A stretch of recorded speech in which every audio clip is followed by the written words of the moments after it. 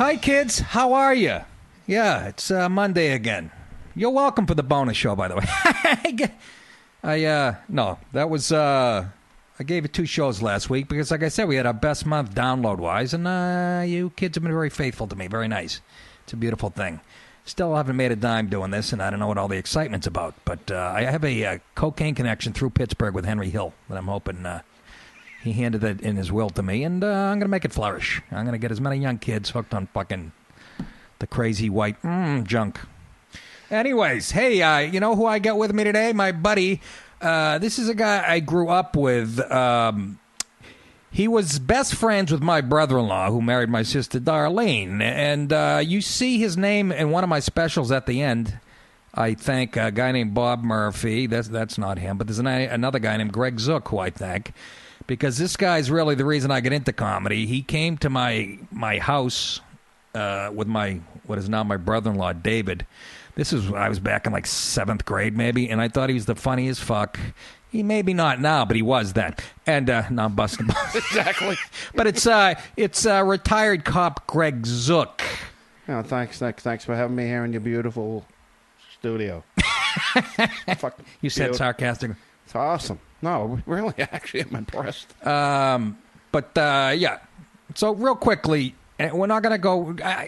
real quickly, Mike Dowd, I had him in here. We're not going to listen to a cop thing because he's not here to defend. But you, no, whatever. The guy, he took another direction. I took the right direction. I got a pension. I didn't do time. Good for him. God bless him. I hope his kids live to be 1,000, so his grandchildren. But he's a fucking rat. But other than that, he's a nice guy. No, just went a different way. But that's it. That's all I have to say about it. I know. I don't want to turn this into a whole fucking thing either. But I remember you. This is my first memory of you coming to my house. Again, I'm probably in 6th grade, maybe. You were in 6th grade, and I was probably like 10th. Sophomore. I was probably like a sophomore in high school. Well, we're playing hockey downstairs in our basement. Me and my brother and some other kid. And Zuck comes down. My brother introduces him. He jumps right into the game. First of all, we're playing with street hockey sticks in a finished basement downstairs, except for the floor wasn't finished. Yeah, and you're like, I don't know, what, 5'7", and I'm 6'2", and I probably weighed 190 back then. I made some stupid joke, though. I was like in 6th, and I go, I don't know, you were complaining because you hadn't scored, and there was a kid, Mike Little, who was like a great street hockey player, and I go, well, that ain't exactly Fred McMurray checking you, which makes no fucking sense, but you laugh for fucking 10 minutes, and I go, this guy thinks I'm funny. And then we bonded over the Three Stooges for the next 10 years. And Zook scores a goal again in our finished basement. And he raises his stick through the finished ceiling, the drop ceiling my father put up. And that was one of the many fucking things you broke. But the funny thing is about like screwing around your basement when we were kids is your old man like being a detective, leaving and saying that. Now, none of that street hockey shit when I'm gone. Right. And he'd, like, leave. He went across the street to my Uncle Ernie's house. Yeah, he'd leave and hide for, like, 10 minutes. We'd be looking around. Next thing you know... We'd break out the pads again. No, he came downstairs and said, put this shit away. You've already broken a lamp and all that shit. And we go, okay. You know, my brother's friend Mike, we put the shit away. And he goes, I don't want to fucking... and we waited about 10 minutes. Then we look up in, like, you got the windows. They're almost underground. You see his face in there, like... Well, yeah, but he went away for about a half hour. So we broke out the shit again. Exactly. We broke out the pads. My brother had fucking pillows duct taped to his legs for pads. We're using like a golf ball that could put your eye out. And we sawed off some of the hockey sticks. Yeah, we have real hockey sticks. Yeah. So we put all the shit away. The old man leaves, and like fucking next thing you know, he comes. We hear the door open upstairs. We can hear his feet.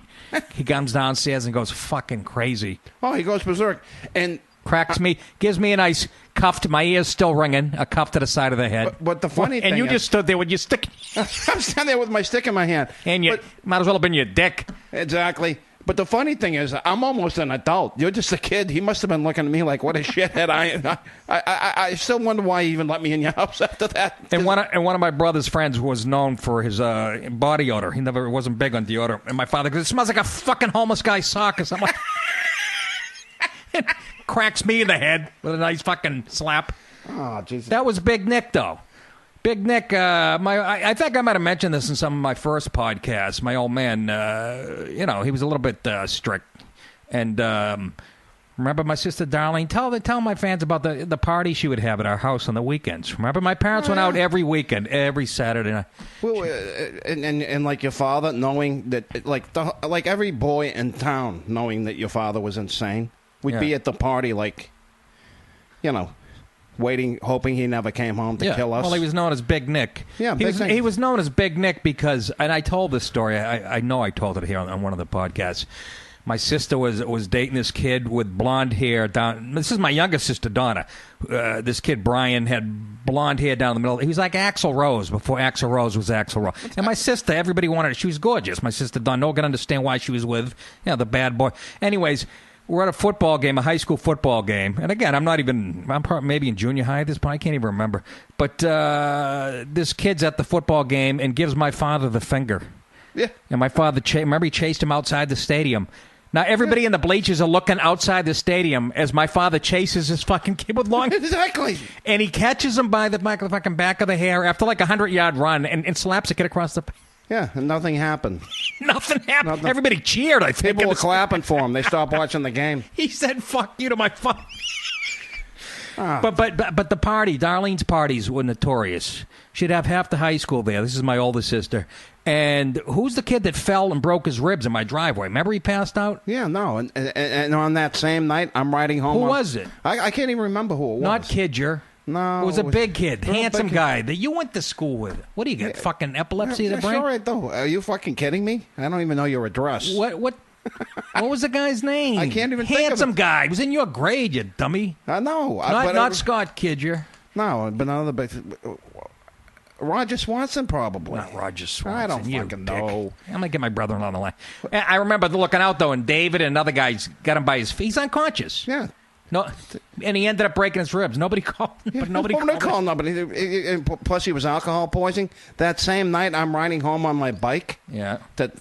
Down this big hill to David's house.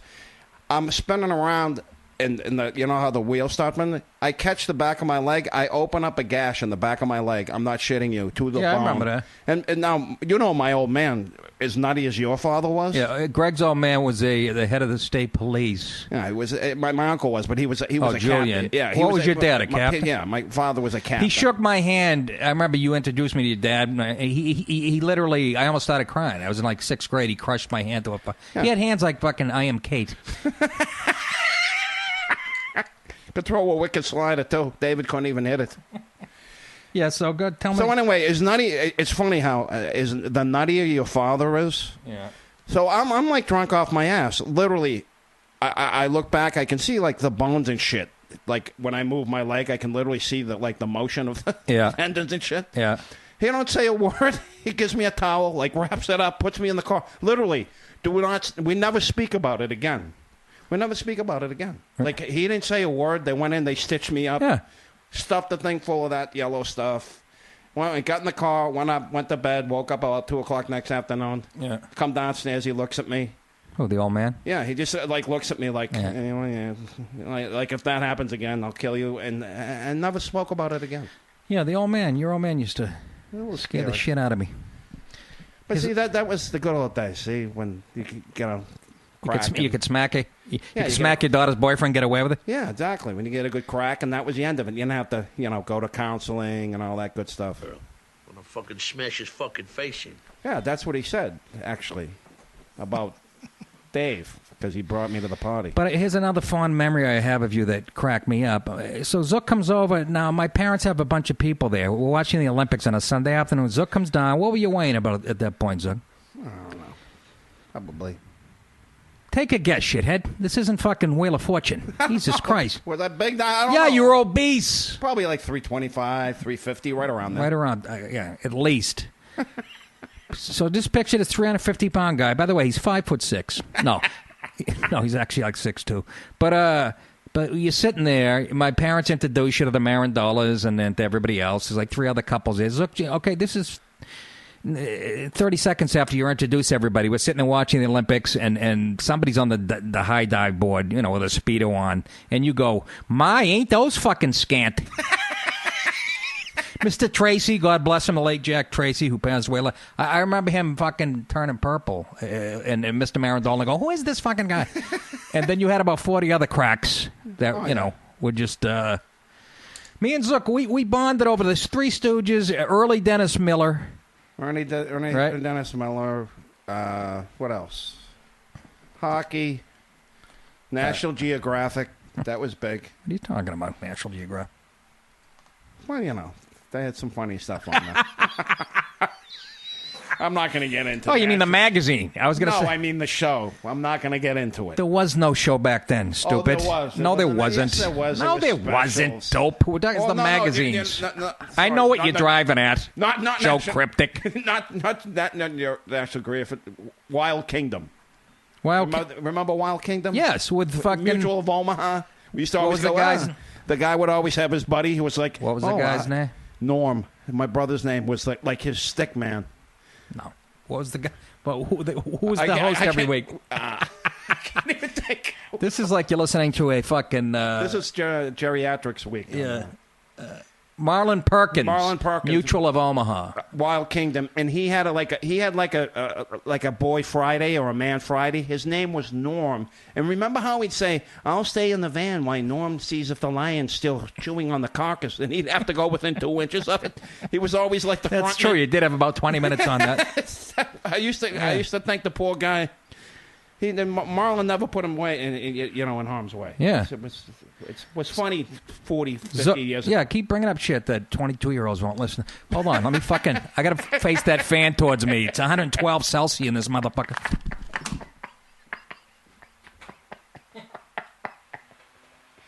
You might feel that. I hate the fucking summer, by the way. Did I mention? I've had it. I mean, I piss and moan, but, it's enough. It's 400% humidity. It's like fucking Nam here. By the way, folks, I updated my pond. It looks terrific. Oh, you kidding I threw a few things in there, and next you know, a couple hundred fish came to the surface, sucking up air, and 2 dead turtles. No, I threw in this natural shit. Oh, it's unbelievable. We had the Guatemalans pull all the shit out with that giant rake that I sent away for, and then we threw I got this stuff that's eco-friendly, and you know what? It worked. I did it for a month. You could fucking drink out of it now. Very eco-friendly. Nessie's in the fucking pond. Nessie? Right, yeah. Yeah? That's a Loch Ness monster. Greg, what do you get, a hair lip? You're choking up on a podcast, for Christ's sake. You did radio yourself, you stuttering prick. You. What was it, Greg? You had a cop in that show. I had a show. A radio show that was actually on radio. Yeah, look it up. Copnet.com. The shows are still up there. We were on the air for 11 years. Now you can talk a little into it. I don't know. I'm checking your levels here. We were on the show we were on the air for 11 years. We syndicated in 158 different markets, and actually we're talking about bringing it back. Yeah, 150 different markets, and yeah, we were on WNBC. How come you were in a bathing suit from the 80s now in a fucking shitty T-shirt? Well, you syndicated it. No, we were on WNBC from 1 a.m. WNBC. WNBC, the biggest AM channel in the world. Did you? Okay. From 12 o'clock at night on Saturdays to 1 o'clock Sunday mornings, and that's where we drew every dime that we made off the show. Me and Greg are known for our negative energies. We get together. We can create a black hole. No matter, you could be at a Tony Robbins concert and a fucking ceiling would cave in. Yeah, Tony Robbins would have a stroke if we went to one of his things. We went to a camp. My parents used to rent this camp up in Maine, and we had a notorious 24 hours. We weren't even there 24 hours. Greg clogged the toilet. My father was fucking going, we got lost with a boat. My father goes, you got to tell the story. My old man goes, we went with him. It was around the other side of the lake to put the boat in, ramp down. And then so he took the boat on the water across to the lake, and he said, you guys bring back the car and the trailer. Again, we've been in the state of Maine for 30 seconds. Not really our fault. It was like 19. We really didn't pay attention. No. A couple of us were high.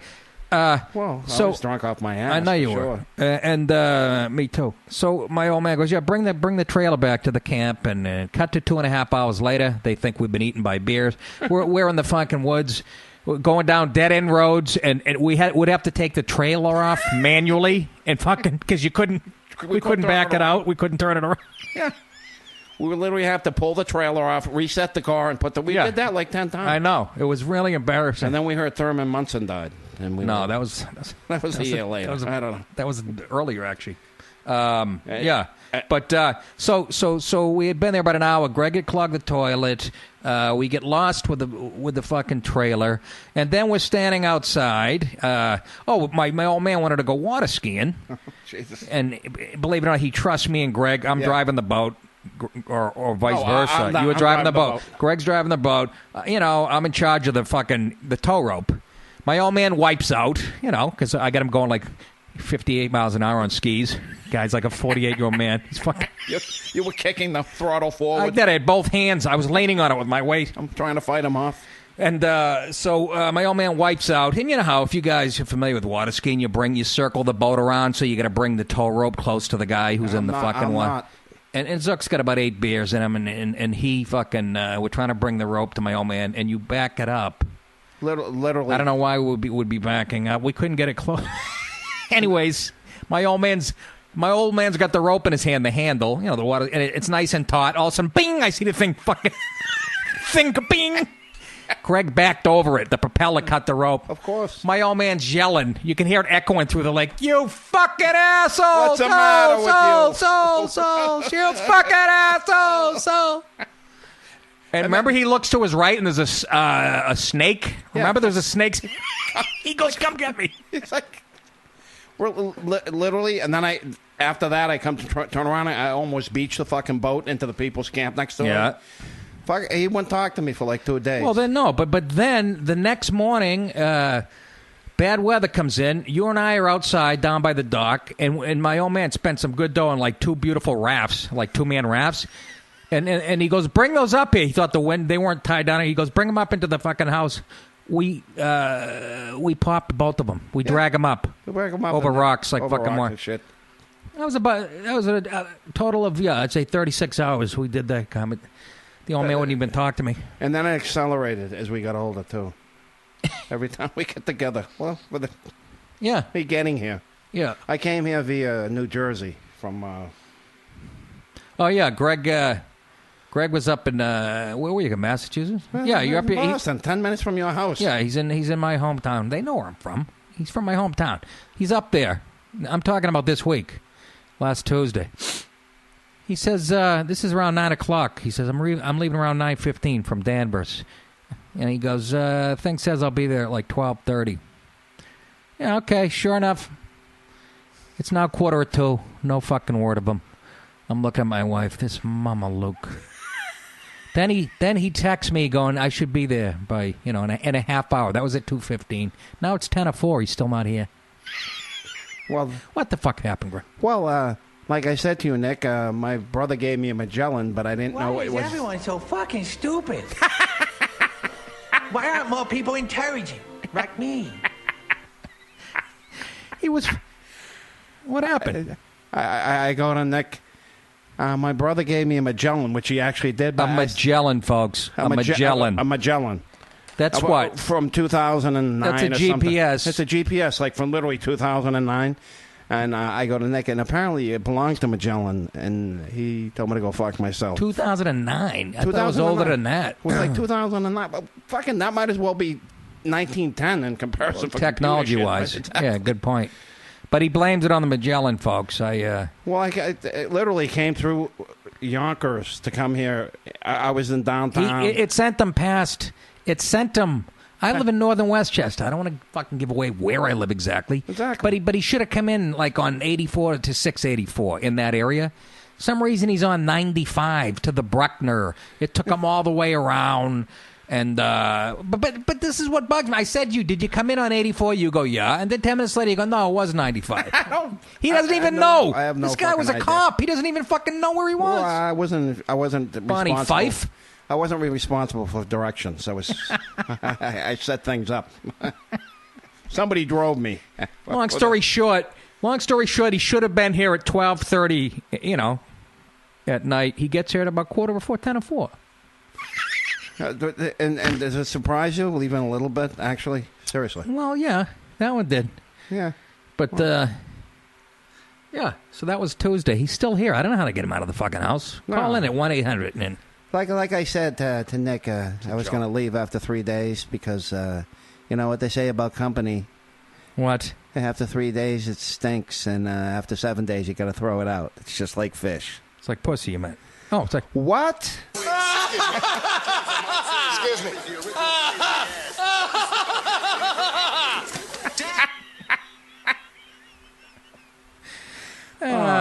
help me. Jesus. Help. I just know. What? I got to tell them. Go ahead. I retired recently, right?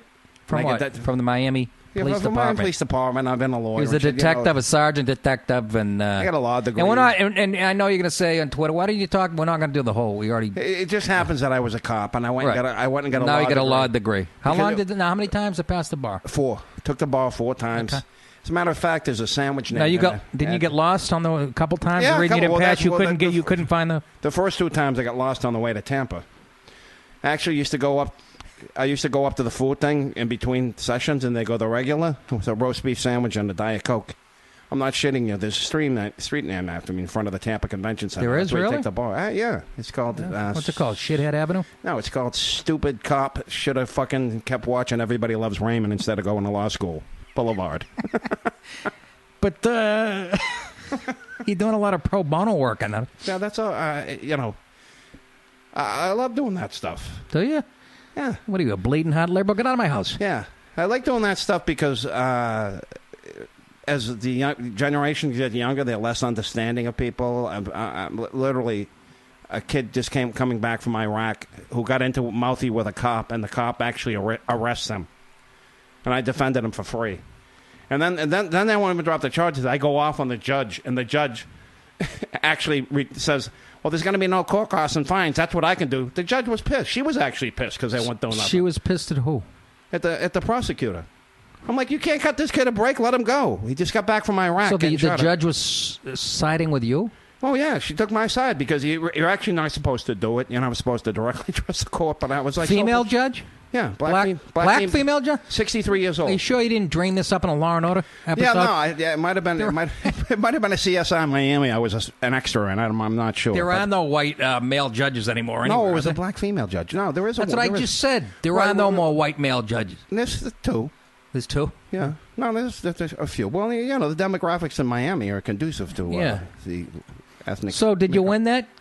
No, I didn't. The only thing that he didn't get court costs and a fine. Other than that, he screwed. He'd been in the military 8 years, and they're going to throw him out. And that's kids. And I told you, the little shithead, kid's 22 years old, right? Right out 24, right out of law school. Yeah, but how old was the cop? The kid? The cop? How old was the cop? Was like his age. You would think they'd bond, right? Like they were like late 20s, 28. So that's what you mean when you say they don't have any. Yeah, but they don't have respect for each other. Right.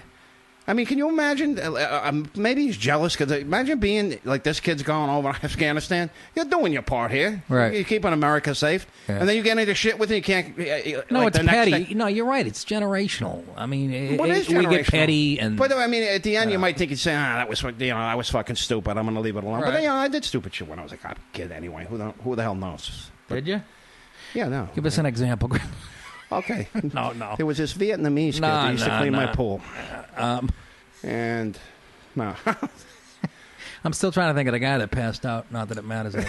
It's killing me too. Yeah, it's making because there was always like controlled mayhem at your house. Yeah, and somebody would always be near death and come home and not always near death, but yes, there were a lot of people choking on their own puke. Well, stuff. But the thing of it was though, we could drink our senior year, which was a great idea. Oh, the age thing. They lowered it was 18. Well, I remember those parties. Me and my brother would be in our bedroom, like watching the Bruins and the Canadians or whatever, and somebody eventually would find a way in and give me and my brother like a 16-ounce beer. Not me, though, but anyway, actually, believe it or not, our senior year, everybody could drink, and that's where it really stepped up. And the following year... Was it just passed, that law? It passed in 70. It passed in July of 70. Nice. Lucky 75, and it was in 77 they pulled the law, but you were still grandfathered in. So I was a bouncer. You had to be like a string theory mathematician to figure out who could drink and who couldn't, because there was a gap between now being 21. Yeah. The manager would have to put a sign up because we were too stupid to figure out who could drink and who couldn't. What happened? I'm eating dinner one night. Again, I think I'm in high school at this point, and I'm at the table. I'll never forget this. You look in the front door of my parents' house. That you look in the window, and your face. I didn't recognize you. One side of your face was caved in. Oh my God! You got in a fight with somebody at McDonald's. Yeah, I was at McDonald's. I'm at McDonald's feeling my senior year. You know how I hit the gym. I get down to like 190. Yeah, from 350, like 310. Yeah. I'm feeling all quick and shit. And we start getting lip from guys that are like in their 30s. You what? Start getting lip from guys that like are 30-year-old guys. Yeah. I'm like 18. Yeah. Going back, fuck you, fuck this is at McDonald's in Beverly, Mass. Yeah, Beverly, Mass. Yeah. So I take a milkshake and bounce it off, throw it off the guy from his head. I drill him. I hit him right in the side of the head, and then I go up. Well, how did it start? They were just back and forth words, like we were too close to their car, something stupid. Yeah. When he starts mouthing, and I'm like, oh, fuck your mother. And next thing I know, I have a full milkshake, and I drill him. I hit him on the side of the head. These are like grown men to me, right? Drill them in the head. So they're like in their 30s, and you're like 18. Literally. Yeah. And I'm 18, feeling my outs. Yeah, I was like... But I did give him a diversion, and he, like, it throws him off. I hit him with an asshole shot from the moon. Puts him out. I'm standing around. Next guy comes up. He swings at me. I hit him with a shot. Then the next thing I know, I'm laying on the ground, and this kid I went to high school with father's waking you up, slapping me in the face. Hey, wake up. Hey, wake up there, champ. He's saying, this is a cop now. They just seen the whole thing.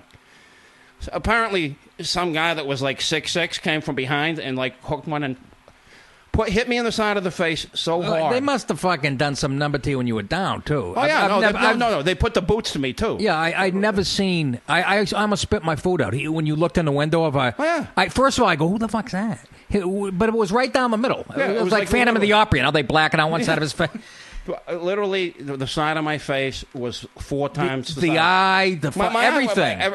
It was like... You could hardly see your nose because your face was so swollen. And your mouth was all droopy like Stallone. Yeah. Jackie Stallone. but that night... Yeah. This just shows you how different things were then. I think... Wait a minute. I think we have audio of it. Do you? The fight, yeah. Now, I'll start by making a mountain fold on each corner, folding the corners into the center of the paper. Touché, Captain Blood.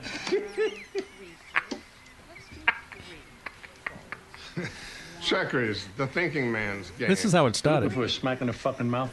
Colorado. Exactly. Language, please. Greg, language, please. Have this? Okay. What do you want? If you'd move, perhaps I could reach the chess set. And if I don't, what the fuck you gonna do then? You don't intimidate me. Here comes the milkshake. So, You're lucky she's here, you little prick. Isn't that what you said to the kid? Naturally. You're only tough when there's an authority figure nearby so things don't go too far. Here comes the milkshake. Oh, how the mighty have fallen. Here, the milkshake. Phil Sipko's dad came in with his nightclub. I didn't like that. Oh, fucking smart guy. How do you like that? I'm gonna kill this prick. And then you had it to my house. What'd you film that on? You recorded that on your... I'd never seen it, but your face it was like 11 different colors. Not just black and blue. It was green, yellow. There was like... And it was like that for a couple weeks. Let me tell you what. I have been hit hard in my life numerous times. Right. And there's one thing. I actually boxed in 1987. I went to the... I'm not kidding you. And I had this whole time. You can look it up. You guys from New Jersey out there, look up Allie Ridgway in the Hall of Fame. Trained me. Allie Ridgway? Allie Ridgway fought kids. And what Hall of Fame for what? He's in for boxing. Bad boxing trainer? No, he was a super like welterweight. He weighed like 126 pounds. Fought Kid Chocolate, who was a famous fighter. Kid Chocolate? He's a rapper, isn't he?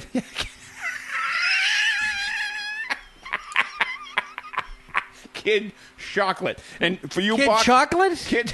I'm serious. What are you saying? Chocolate? Like Kid Chocolate? That's when that movie came out. We made a joke about it. Excuse me. Kid Chocolate? Go, you folks that are listening. Seriously, what Run to what your- was he known as, kid? No, he was the welter. What was his nickname? Kid Chocolate? No, that was Kid Chocolate. That was Is his who last he name. fought? No, it's who he fought. He was the super welterweight heavyweight champion of the world. He went like 18 rounds with him, with 4-ounce gloves. Really, those gloves you work out with? Yeah. That's what they were wearing back Yeah. then. This isn't the freaking. My winter gloves have more pain. Yeah, exactly. Yeah. This is like in the late 20s, early 30s. Yeah. Because this guy was at the time. Now this is going back to like in the 80s. Yeah. This guy's literally in his like 80 years old. He lived to be like almost 100. We used to talk to him in a nursing home. Yeah. But he used to always say to me, he'd look at me and go, "Oh, what a shame," and he cursed like a sailor. Oh, he's a fighter, Greg. He's from the Yeah, well, no, streets. but he used to. You said that like you were training with fucking Bernie Madoff. But this is what he used to always say. His wife would come up. Excuse me. No, but I got to tell you a funny story about it because he'd be like, come on, get your fucking left up, you fucking. And he would literally talk like that, and his wife would come out, Allie. You're a little loud, dude. Jesus. Am I? Yeah, get on. If you're gonna fucking yell, fucking back off the mic. Okay. Go ahead. His wife would come out and yell at him like, Allie, watch your mouth. And he'd go, Jesus Christ, Mary, I never swore till I met these guys. You know how those cops are. They're always cursing. Was he Irish? Yeah. Or did Yeah, he have a stroke? I couldn't figure out the accent. But he talked like that. His name is Allie Ridgway. He's in the New Jersey Boxing Hall of Fame. And he trained you. And he trained me to go play. And he used to say to me, Because you could hit. he used to say to me, too bad your hands are so slow because you got a head like an anvil and literally like I know. Rocky. I've and hit you. And he goes, you got a head like an anvil, and he goes, your left hook will down an oak tree. Literally, that was what he used to say. Because I was. He said the same thing to Steve Martin when he's training him for a movie. Yeah. I was no Ronda Rousey, but I could throw a left hook. No, well, you hit me. We used to fuck around, and you hit me with a forearm one time. You know, I run up and fucking punch you in the back of the, head of the neck out of nowhere when when I come. The good old days. But you hit me with the forearm once. I literally went in the bathroom downstairs. I had to sit on the toilet try to catch my wind. I had the door shut. I was like, Remember how hard? That's like we screw around now punching at each other. Yeah. Remember how hard we would drill each other and shit when we were growing up? enough about our sex life. What are you talking No, I know, and we can't do it anymore. I know, and now I can't do it. It hurts me. I have bruises in the morning. Greg's had major hip surgery, and I've had major shoulder surgery, and it's really sad. It is sad. What are you going to do? Whoever thought this is how it all would... Well, it's not come to an end yet. We're still doing lots of things. I told you it was all going on. I want to talk about when you did... Greg actually did stand-up. Nothing funny than a cop doing stand-up, huh? No, he's living down in Miami, and you actually... I talked you into it over the phone? Or? Yeah, no. I came to see you in Tampa. It's 1991. I came to see you in Tampa. Yeah. How can you remember this? It's amazing. I remember everything. Can't find his way to my house with a GPS. But that's why I took the bar 4 times, because I'm a... blind. I have useless knowledge in my head. Okay, so when did you decide? First of all, me and Colin Quinn did a couple benefits. Was that before you were a comic? No, that was like during. In the early 90s. You and Quinn did a bunch. You did like... We came down, did some benefits, Yeah, that's how I met There was Quinn. a cop that we were raising money for, right? Hawk Miles, yeah. He died of cancer young. Good kid. But you went up on stage with a puppet. Was that the pig puppet? Yeah. Sergeant Porky, and you did the background for him. He's got this is in front of all cops, by the way, so we weren't making fun of him, but he had a puppet, a pig puppet. Yeah, like a rubber. Rubber pig. Really looked like a pig. A roast. Yeah. Like the kind Black Lives Matter was pushing out. Right. All right. No, but it was a puppet, and I'm in the back off stage with a microphone providing the dialogue. Saying the most heinous shit you've ever heard in your life, right? And I'm going, oh, don't say that. And it was like a Jeff Dunham peanut type of thing. It was like a Jeff Dunham. Who was that guy? Yeah, bacon on a stick we were doing. Yeah. I'm in the, But I had no idea what he was going to say. Right. And he's saying... Was I providing the voice You were of providing the puppet? of the puppet. Right, that's right. And you were saying the most heinous shit. It was killing. And absolutely destroying the room and making this pig noise. Yeah. It actually ruined the night because it was so funny. You couldn't. Nobody could top it. Everybody else ate this shit after that, and because we just kept going on. People were standing all like we were geniuses. I can't even repeat the stuff you were saying. We had a VHS tape of it. We actually have somewhere. If Andy can find it, my wife has that program that converts shit into digital. Oh, you'll be fine. Yeah. I have the VHS tape. But Colin did a few benefits for Greg. Went down there on his own, and this is when Colin weighed about 225 with a goatee, and he looked like a cop. And they loved him. Oh my God, they friggin' loved him. So how did you? When was your first? I can't even remember the first time. I came and saw you in Tampa. And you were screwing around, and you said you want to go up, and you know. I don't want to mention names. You remember who it was with? Gary Valentine. Gary Valentine. Yeah, but you didn't go on. No. Oh. That was where it started. We had that comedy condo, and you said, we were like. Gary Valentine. Yes, Gary. He said, "You want to?" He goes because he was Gary. He had a hot broad with him, and we went back to the condo. And I brought back a waitress, and he went in one room, and then we switched. Yeah, square That's why I love Gary Valentine. And I'm sitting in the middle, drunk off my ass, eating a foot long.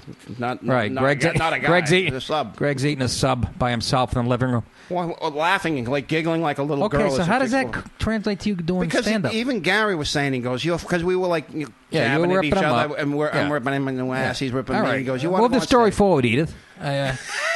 Jesus Christ. So I went on. I went up on the stage. My first joke is bullying my guy. I'm actually doing fat jokes. Like a guy's measuring me, and he's whistling around the world in 80 days. That was my first. That's my signature bit. So the guy signature bit. The guy was gay. The salesman, obviously, right? And he's got the tape measure out. Yeah, I do. Well, don't you hate? I hate going to big installment stores. Slow it down. So I hate going to big installment stores because when the guy's measuring a waist, he's whistling around the world in. Ooh, good one, Greg. Well, listen to the punchline. Excuse me. Hey. America, get ready to laugh because I'm going to punch this one. What was the punchline? And then I look down and say, you better not be such a wisecracker. I used wisecracker, actually. No, you didn't. No, I didn't. I said, you might not be so fucking wise there because I might eat you. And he looks up and goes, promises, promises. Holy shit. Ba-ding, ding. That was my... it still gets a laugh. What was your stage name? Greg Kirkman. Greg Kirkman. He went by... Look up some of... Can we, if we Googled it, we find any of this? Oh, no, because it was, thank God it was before the internet. It just missed the internet. Yeah. Because remember, you used to always ask, I'd say, I'm doing 10 minutes tonight. You'd go, whose? Yeah. Yeah. Yeah. So how long did you do stand-up? I did stand-up. I actually did it for like 3 or 4 years. I actually had a solid like 17 and a half minutes of hackney stuff based mostly on what you have said, but just repainted it, took the edges off and filed it down a little, said it was mine. It was really Greg good. Kirkman. Oh, there's people out there. The name's synonymous in Miami with bad comedy. Wasn't it Uncle Funny's? Was your home? No, Uncle Funny's. Coconuts. What was the home club? My home club was was Coconuts, and Coconuts with Ann. I never did Coconuts ever.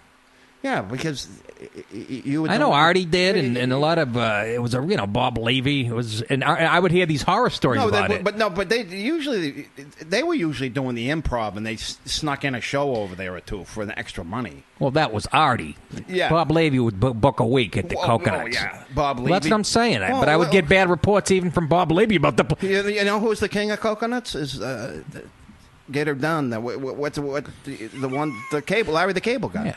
Dan Whitney. I opened for Dan that was Whitney like his first times. club. And when he was a stand-up comic, and the thing of it was... You opened for him? Did you? No, I would be emceeing for Whitney, right? Yeah. And Whitney would go up there, eat his own shit. I'm not kidding you. I know. No offense. I know. And then he'd do the cable guy at the end and kill. I know. Blow the roof off. Literally, people would give him a standing O. I know. I guess he put two and two together. Well, literally. Well, what he did was he told me that I've discussed this many times with him. He'd call into radio stations all over the country, He'd stay up all night calling West Coast, and he'd literally got a relationship with about 150 states as the Larry the Cable Guy. No, but and became in every radio, which is brilliant. I mean, he goes on, after doing it for a year, he goes, I'm coming to your town. And right, but the thing of it was, like, me being a nobody in comedy, I'm just thinking, like, not as a comedian, because I'm not a comedian, I'm not a blowjob hack, but I'm thinking to myself, why doesn't this guy do the fucking cable guy through his whole act? And I don't want to say it to him because he's like a middle, and I'm just hosting. Yeah. I'm getting the $25, which I declared every time, of course, with the IRS. Yeah. But no, seriously, and who else? I mean, I saw everybody. Bobby Slayton. Well, I emceed at the Improv. That's my point. It's a chain thing. But Larry the Cable Guy, Dan Whitney, as his real name. I work with him up at Kowloon. Yeah. I think I was the closer. This was late 80s, early. I think I was. I might be wrong there. I can't remember. But I think I was closing. But then I worked with him a few years later down in Florida, and I get back to New York, and I might have mentioned this too. I get a tape in the mail, a porn VHS porn tape. I put it in. It just says, here's some porn. Had a great time this weekend. Here's I put it in, and it's this lady. I'm not exaggerating. She's like 600 pounds being banged from behind by some guy, and I'm watching it like for a couple minutes, and all of a sudden the guy looks over his shoulder. Somehow he dubbed his head in. Yeah, and that's before you could dub. I remember. Yeah, I don't know how he did it. I don't either. It was like floating. Yeah, it was like floating. But it was his face, and he's looking over his shoulder at me. Yeah. Look. I remember that. That was like a notorious tape. I brought it to Catch a Rising Star for 2 months in a row, giving it to my friends and bringing my comedian friends, and then somebody kept it. Yeah, you couldn't even send it via so email. somebody could really do him in with it. Oh, yeah, exactly. But you actually Get had her to done. have the VHS. But the nice, and like, he was a middle then, and then I remember he came back around a few times. Oh, yeah. As like, then he came back as Larry. He was playing the Improv, sold out for like from Monday to Sunday. Like I said, he developed a relationship with that character with morning zoo shows all over the country. Nicest guy in the world, too. No, he's a great guy. Nicest guy in the world, great guy. too. He that's the last roast I did for Comedy Central. It was the Larry the Cable Guy, and the only reason he requested me personally. Oh, yeah. And that's when I had to end up closing. But that's the kind of guy I was. But never like, because when you're emceeing in the comedy world, you're 1 inch away from the next jerk that's going to MC and get the $25, and you ain't going to get to do your stupid 15 minutes that still suck. Never were good, never were going to be good. But he was the type of guy that, encourage you, probably wrongly. That's how nice he's really he was. Tormenting you. Go ahead, Greg. I think you have a future on this. You guys go, look at this fat cop. He's going to have a heart attack. But you were funny. But again, you were funny. Again, people can't translate it to stage. Right. I mean, it's funny like to this day. Falling down the stairs. I brought Mr. Zook here to Colin Quinn. Him and Quinn have a relationship since back when Quinn started doing those benefits back in the 90s for you. Early 90s. And then they talk on the phone now and then. And so Greg's a huge Quinn fan. So we went to see Colin's show again. I had already seen it. I read the book. New York. What the fuck's it called? New York Story? Yeah, New York Story. This is the second time I've tried to plug it. I've seen it. I've read the book. New York Story. The book's called the Coloring Book, a comedian's way to solve gracefully. But anyways, we went in to see his Colin's one-man show, which ended yesterday, by the way, or last night. But it was great. He got a standing ovation Saturday night. After that, we went out to eat with Quinn, and if you want to see something that sums it all up nicely. And in a good way, too. Even liberal can't get mad at the way he's done it. Well, yeah. I mean, it's just the truth is the truth. But this is the funny story. This is how I met Quinn, because you guys were living on Venice Beach right next door to each other, right? Who? No. You. Well, Quinn used to be at your house a lot. Quinn never went to my apartment. Here's why. No, but I'm telling you. Quinn has never been to my apartment on Venice Beach, but go ahead. Well, somewhere along the line, he answered the phone one day. In Los Angeles? Yeah. Yeah, okay. I was probably on Doheny. We want the Yeah, this was years after Venice This is Beach. how I with Quinn, and I talked. He go, "Oh, you're the cop down in Miami," and we would literally talk for like 2 or 3 hours. Because he loves the cop shit, and I'm getting home at 11.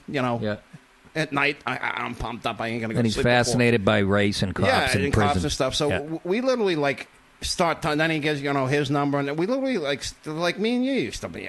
Then he got tired of me. He told me, this guy keeps bugging me. No, he called. One thing I don't do to Quinn. He never said that. He never said that. Well, because you guys are from the call you and shut your phone off 2 seconds after you. Apparently, that's running around New York.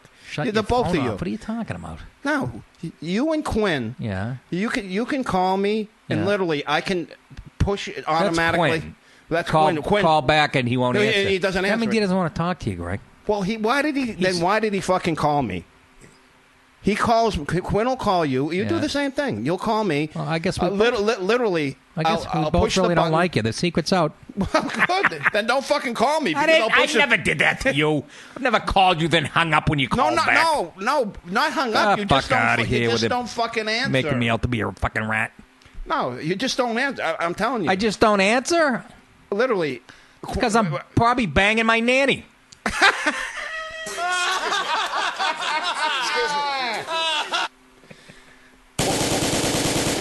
There you go. Apparently, Al Qaeda just. Quinn is always contacts Greg for stories. Well, because Quinn is enamored with my friend Al, who's like this crazy guy from Charlestown. That would be South Boston, Charlestown, that area. Yeah, well, basically, you either became a cop, a priest, a crook, or a and this crook. guy. He became a cop, and a damn good cop. Damn good. Are you kidding me? This guy's got a nose for like a middle linebacker. He's always got what? shoot. He's got a nose for the ball like a good middle linebacker. A nose? A nose. He's always in shit, shootouts, chases. Literally, this guy. Yeah. Some people, like in football, somebody always lands on the ball. He's the guy that's in the middle of the shit all the time. I know, he enjoys it. Well, I took Quinn. Quinn rode with him for like a week, and he couldn't. He says Al was the funniest guy, one of the funniest guys he's ever met. And then him and them went back, and then just that relationship's been going on for what, 22 years? Yeah. No. Yeah. I call him. He lets me. It's kind of a.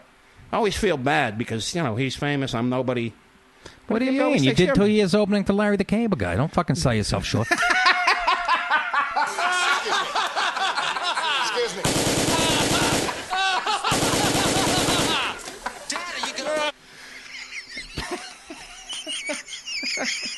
Don't sell yourself short. I wouldn't do that, Nicky. You know me.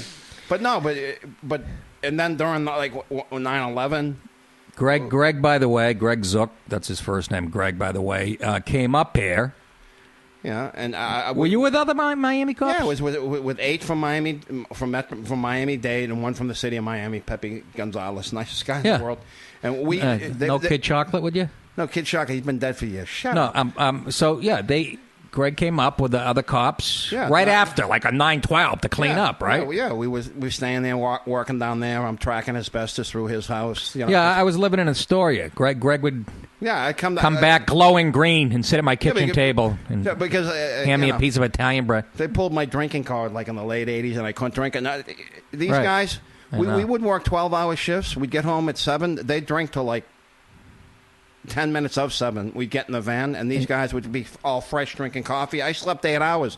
I finally had to come to your house to get some sleep. So my liver will be going in a few weeks. Oh, yeah. But Greg would come out to Astoria and stay at my place, and then go back into the city. Now, we were on the West Side Highway the other night, and what about the people who are out there? This is right after, days after. West Side Highway, and people that live in New York can verify this, 24/7. All that shrubbery there that led the median strip, you mean? Median strip that led into there. Yeah. They actually put lights up there because it was going on 24/7. There was literally people. I'm not shitting you. One day we were riding in, and we had like a 16-passenger van that the city of New York gave us to come from the hotel there. Literally people throwing rose petals at us, saying, God bless, screaming, like we were Romans coming home, from conquering Spain or something. Where the fuck would they find roses in New York? No. Well, they had, I know where. Off the whole. homeless people that buys. No, there was that whole. Remember that whole thing was like they take that literally. I know it's It was funny. closed. You observe people putting for flowers. They take the flowers that dead and literally throwing, and then 14 years later, the motherfuckering them at the shit on Wall Street. It's not the same people. It was their kids. Oh, they're kids. That's why I'll never be fooled again. That's what you're saying. So the people that were throwing rose petals and praising you guys, their kids grew up to be snotty, Occupy Wall Street. Yeah, I'm guessing because it's pretty close to the same area. I'm not kidding you. Well, Nick. no, I'm Nicky, asking. I have never in my life felt so, right. Like I picked the right thing to do by being a cop. Yeah. For those, 14 days. Right. We're out at fresh kills, finding slivers of bones and shit. Yeah.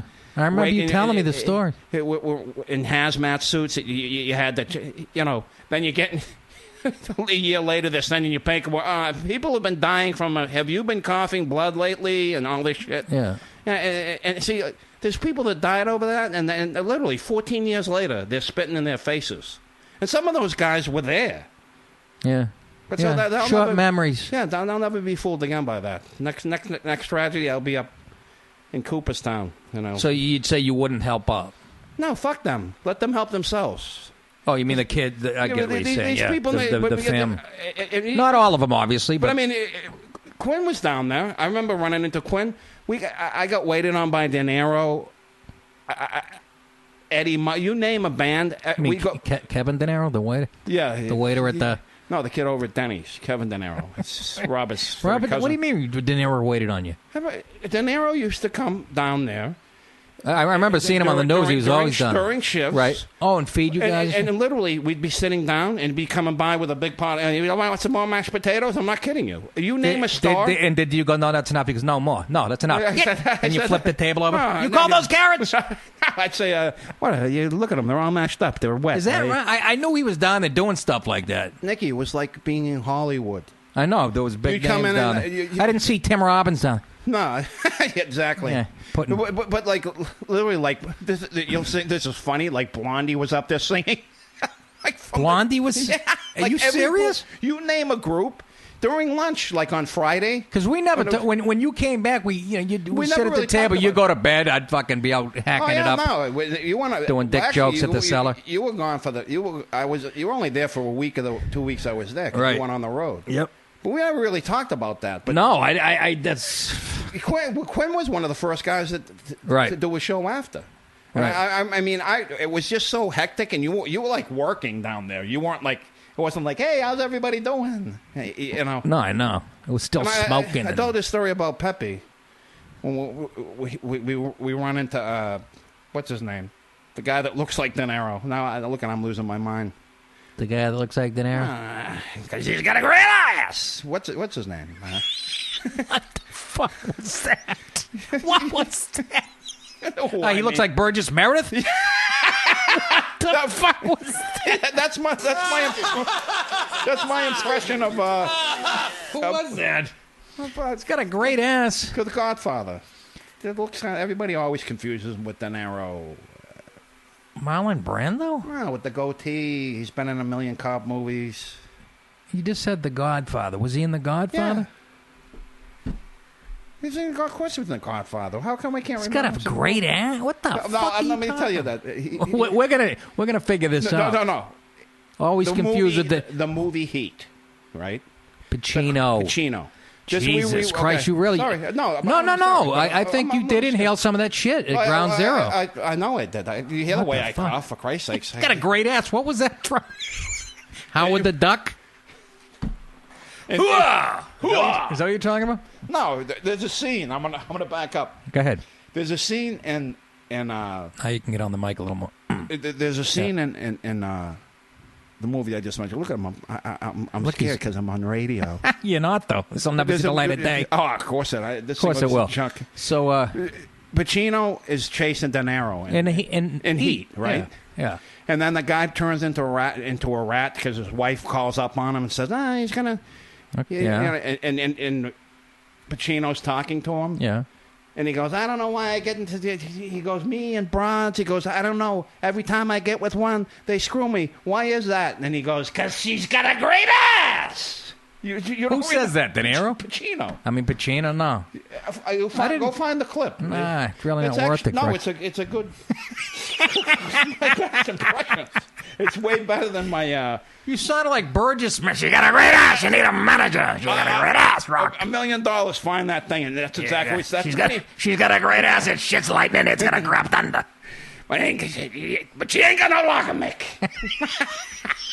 She got a great ass. But she ain't got a logger, do I, man? I'm telling you, it's one of the best... Was he down there? No, Pacino's... This is a story I'm going to tell you. Yeah, could you get to it, Edith? Picture Cuban kids from Miami. Fucking smash his fucking face in. Yeah. Now, Go ahead. I'll do the Go same ahead. thing. Just let the thing. Cuban kids from Miami, like in their 30s. They grew up on Scarface. Right. We're leaving, walking out, like, covered in shit. Here comes a golf cart. Stops. Pacino gets off. Comes over us. Either he's the best actor or he's the most sincere. He goes, look at you guys. God bless you. He's shaking all our hands. Yeah. These kids grew up on Sky. You've got 11 cops. He signs. I still have my hard hat. Was this in Miami? No, this is at Ground Zero. Oh, what are the Cuban kids doing at Ground Zero? They're all cops that came with me. They're like in their 30s. Oh, you just said Cuban kids. Well, to me, they were kids then Okay. because they were much younger than me. All right. You know, I get you. they came along with us. So And they were freaking can't- out when they're they saw- freaking out because it's Scarface. Right. You know, it's to them that's like that's our Godfather. Yeah, or whatever. exactly. 11 cops. We're all standing. He signs all our helmets. He's like, "Look at you guys!" And of course they're going, "Oh, we'll say it." And he's doing all that. Of course, because they're young. I'm smart enough. He goes, he's doing, say hello to my little friend. They're asking him to say, he's doing all the lines, everything. Is they that ask. right? I swear to God. That's unbelievable. I swear to God, he's doing all the lines. They're hugging him and shit. Every one of us, they actually gave us cameras. Has one of those throwaway cameras. Do you think out of 11 cops, we took one frickin' picture? And nobody believes that now. You probably did in those paper cameras. You get in a mini bar. No, nobody even. They were so enamored by him. Because I kind of like stepped aside because Right. they're like 10 or 11 years younger than me. Yeah. And they were like, they were just so in it by seeing a star. I've been around guys like you. But I heard it ended kind of awkward. He goes, "Say hello to my little friend." He pulls out a picture of Muhammad Atta.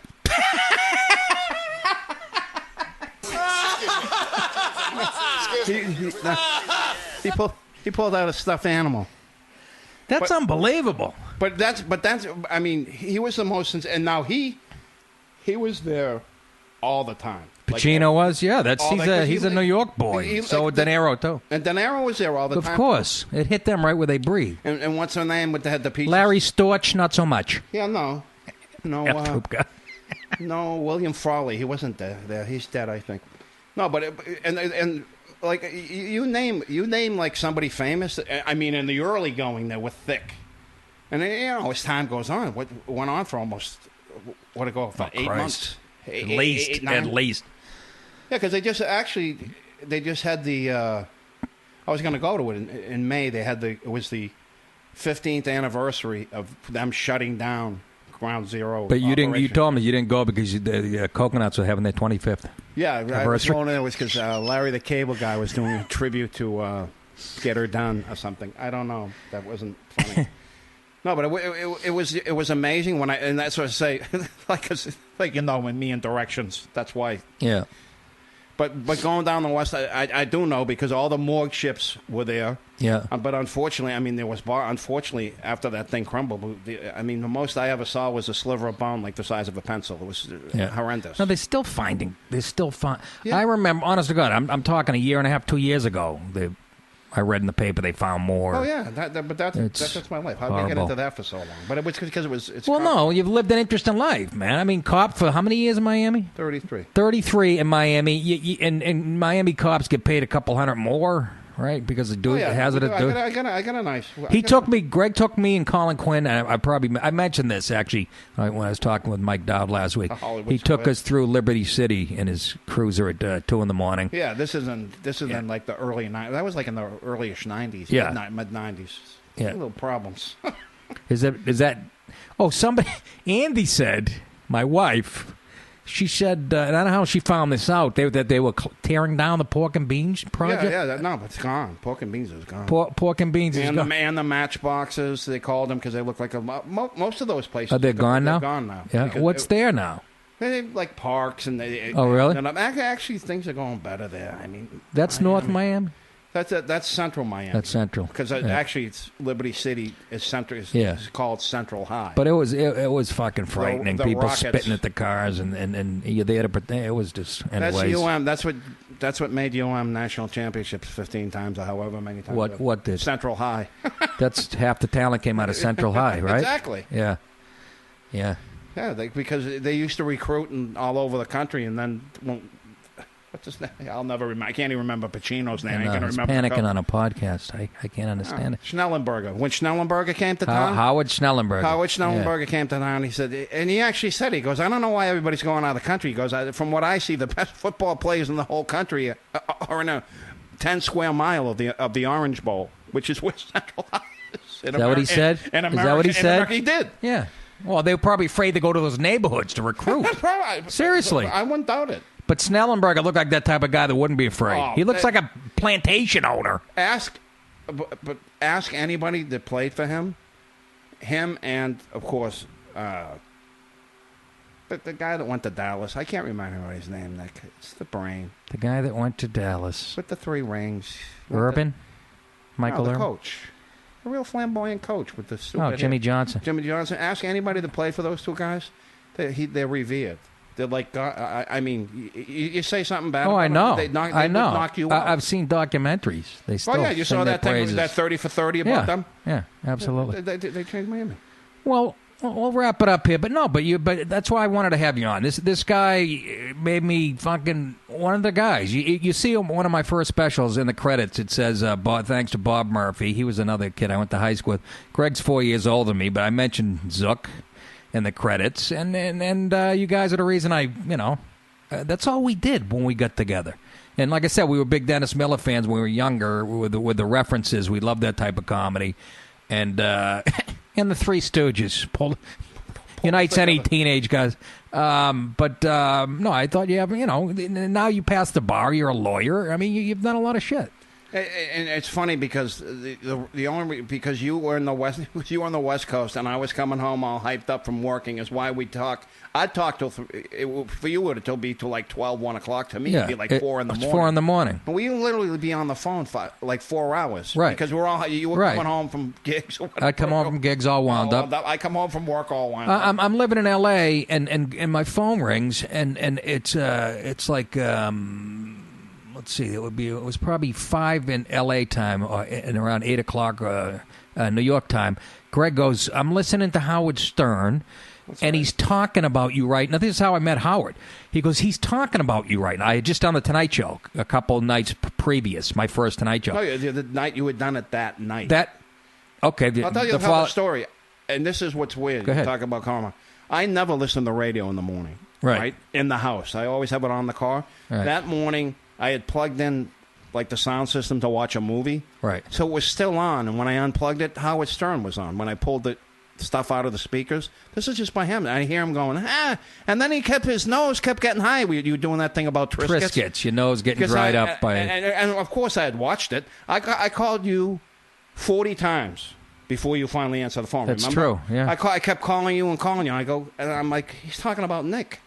And calling you and Howard was trying to... He couldn't remember what my name was. He was describing the bits, and Greg recognized my bit. He's going, does anybody know who this guy is? He goes, he was doing this thing. He goes, because he got up because he couldn't sleep. He couldn't sleep. He couldn't sleep, and he said, and he goes, the TV on, his wife was... He goes, and I never watch comics. He goes, but he said, I actually sat down and watched this kid.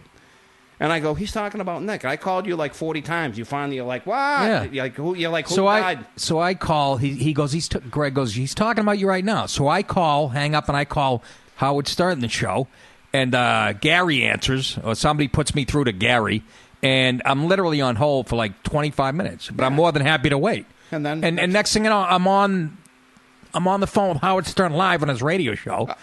And I remember the moment I'm pulling into a warehouse we're using because I was in narcotics then, listening to you going, He's on the Howard Stern show. It was the same with 9/11. Remember when 9/11 happened? I called your phone 150 times, kept telling you. Because when you lived in Queens, you could see outside my bathroom window. I'm going, Nick, go which look was out your shut window. for some reason. It was always open. I go, look out your window, and you finally. Yeah, there was like 19 messages, and yours was one. But the whole Stern thing was. That's funny. And Greg came when I did my first Letterman and took a picture of me under the Letterman sign, and he's been, like I said, one of the reasons I get into it, and a crazy bastard who's been in shootouts and an interesting, funny dude. And he's been at my house now for almost a week. Look, I've been here for like 3 months now. Your wife's tell me about it. She just gave me she just gave me tuna fish. I can feel something coming on. Oh, Greg, don't force it. Let me just play this real quick. We're watching golf yesterday. 20 years ago, me and Greg were watching golf, and when Tiger was in his peak, and I was down in Florida doing a gig. We're at a hotel watching golf, and the play-by-play, one of the announcers goes, "Oh, these greens are really..." What did he say? He goes, "Look at the way the greens are eating up those balls. Yum, yum." Yeah, yum, yum. And we just cackled for like a half hour because it was so stupid. So then we're watching the Players' Chant, whatever, the PGA, the final major of the year, whatever. And once again, one of the announcers makes some fucking weird... I don't know, we're cracking up. Here it is. I'll play it into the microphone for my phone. What?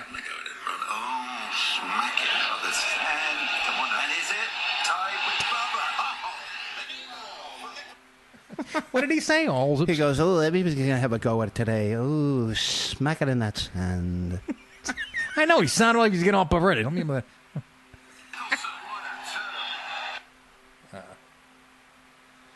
anyways.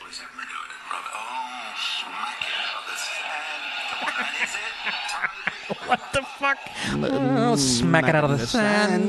Smack it out of the sand. So we'll be fucking cackling over that for the next... He'll be on my tombstone. All right, Gregory, I got to do a few plugs here. Thank you for doing it, brother. He's a good friend, and I love this guy like a brother. And his whole family, man. Just amazing people. Brother Norman, also a state trooper, right? Norman? Homicide. Big homicide. Homicide, and Peter, who's just a whirlwind. His brother went to Colgate, and he's one of the... He just hangs around at the country club now. He's one of those guys. No, but he was unbelievable. Brilliant guy, actually. Come see me this Friday night in Bethlehem, Pennsylvania. It's the Music Fest Cafe at the Steel Stacks. I did it a year ago and actually loved it. I hope it is good this time. And then the following weekend, I'm doing the Laughing Skull in Atlanta, the 27th, 28th, and 29th. Heard good things about that. It's like an intimate room. And then September 17 through 19, Laugh Boston. September 25 and 26, Governors in Levittown, Long Island. And October 17th, the Gramercy Theater right here in New York City. That's it, kids. I think that's it. Greg, anything to add? I just wanted to... I've already chartered a private jet to see you at the Laughing Skull in Atlanta, yeah. But no, I haven't. Supposed to be a good room, actually. Oh, it is. I went by it when I was in Atlanta. You went by it. That'll tell you a lot. Okay. Oh, yeah, no, there was people laughing outside. All right, kids. I will see you next time. I think I'm forgetting something, but it doesn't matter. I don't know. Anyways, Good night. Good night, everybody.